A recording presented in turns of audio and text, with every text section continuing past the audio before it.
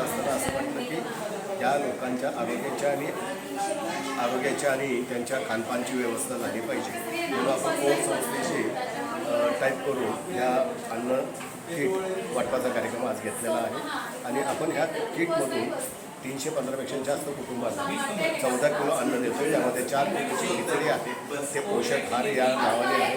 खिचडी सच खाल्ल्यानंतर किमान आपल्याला एक 4 ते 5 तास भूक लागणार नाही अशा प्रकारची सर्वसमावेश खिचडी आहे आणि बाकीचं सर्व कडधान्य आणि इतर धान्य आपण दिलेलं आहे. हे धान्य देत असताना आम्हाला असं वाटलं की पुणे महापालिकाची ती कारवाई करते.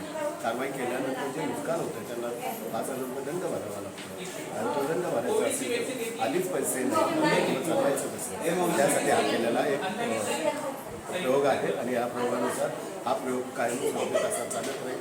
इतर संस्थेच्या मदतीने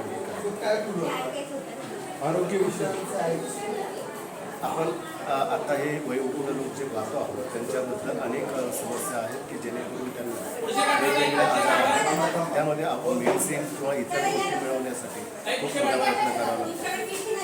वंचित विकासाने जमीन सुधारणेच्या वतीने आपण ह्या सगळ्या गोष्टी वस्ती पातळीवर मित्र म्हणून करत आहोत आणि त्यांच्यापर्यंत औषधोपचार असतील, आरोग्याची काही साधनं असतील, साधनसामुग्री असेल हे पोहोचवण्याचा आपण काम करतो.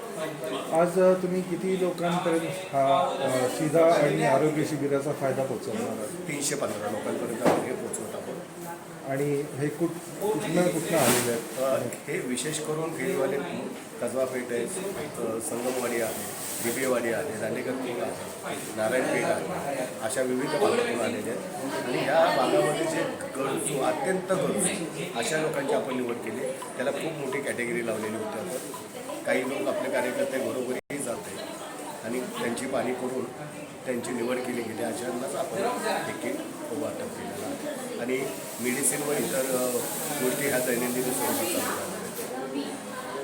अजून कोण?